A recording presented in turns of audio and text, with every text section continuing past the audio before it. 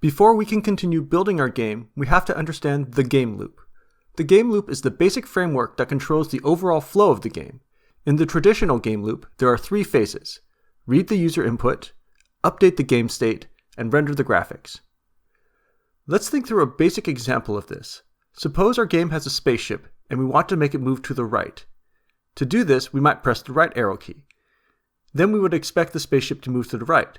But what's happening under the hood? When we press the right arrow key, the program is alerted that the right arrow key has been pressed. This is the first phase. The program needs to determine how the game state changes as a result of this input. The game state is basically all of the information about the game at any moment.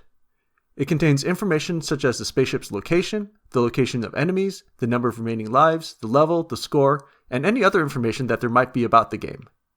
Since we pressed the right arrow key, the game knows that we want to move the spaceship to the right, and so it calculates the new position of the spaceship. It's important to note that the game state is not actually graphical. The spaceship is stored as a set of numbers that represent its position. In fact, the entire game is nothing more than a collection of numbers that all represent information about the game.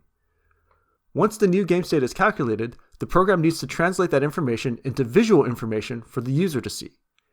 This is the step of drawing the graphics to the screen. The way to think about Python's graphics engine is that it's a two-sided whiteboard. While one side is facing the player, Python is drawing the next picture on the other side, and when it's done drawing, it flips the board over to show the player the next picture, which then allows it to start drawing whatever's happening next. As soon as the board is flipped, the game loop starts over again. It looks for user input, updates the game state, and then draws the graphics. Each time the board is flipped, we get a new frame. And the rate at which these flips happen is measured in frames per second, or FPS. We're eventually going to set our game to run at 60 FPS, which is a common frame rate for games.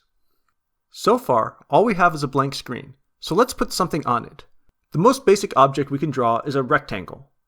Let's take it the new iteration of the code, because there are some additional changes that have been made. First, we've added a section for constants in the initialization step. These are values that we want to specify at the beginning of the program, and they should never be changed by the program itself. We've used all caps for these just to remind ourselves of this. Notice that we've got constants for the size of the window, which are the values we have from before. We also have a few new constants that represent colors. Colors in PyGame are represented in RGB format, which is the mixture of red, green, and blue required to make the specific color. Each number must be an integer from 0 to 255, and larger numbers represent more intensity. An oddity that you'll notice is that the full green color is called lime. This is actually an artifact from the early days of computers that you can investigate if you're interested. Further down, you'll see that we've added some additional initialization commands for the rectangles. These commands create rectangles that we can refer to later in the code. Notice that rect has a capital R. This is an important signal in Python programming that rect is a class. All this means is that Python recognizes rect as a specific type of object that has specific properties. This will make more sense as we use more classes. Rectangles are defined by the location of their top left corner and their width and height.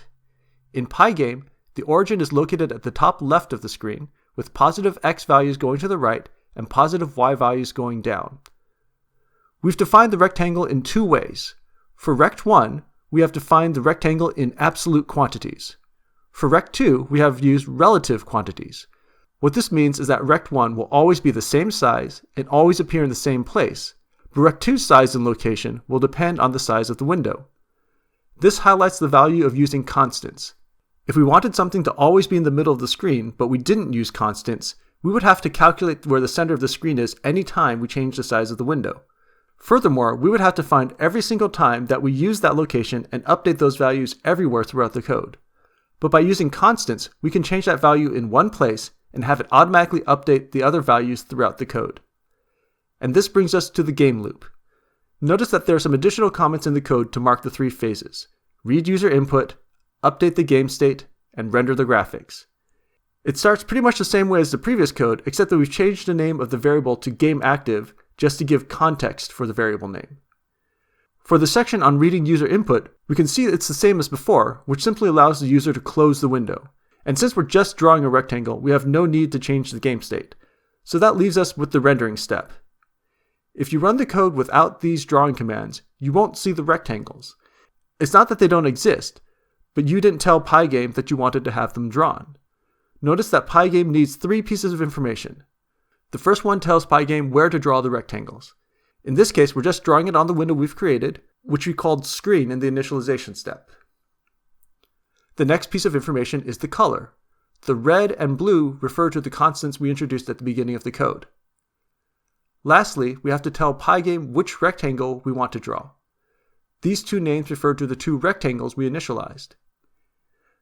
The last command is the flip command. This goes back to the 2-sided whiteboard analogy. It's doing all the drawing first, then it flips the board over to display it to the user.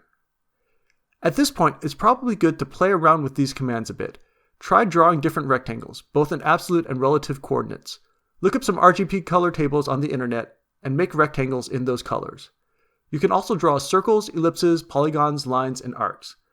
The documentation for this can be found at this URL. Just be aware that the documentation is not designed for beginners and that it may be hard to understand what it's saying at this time.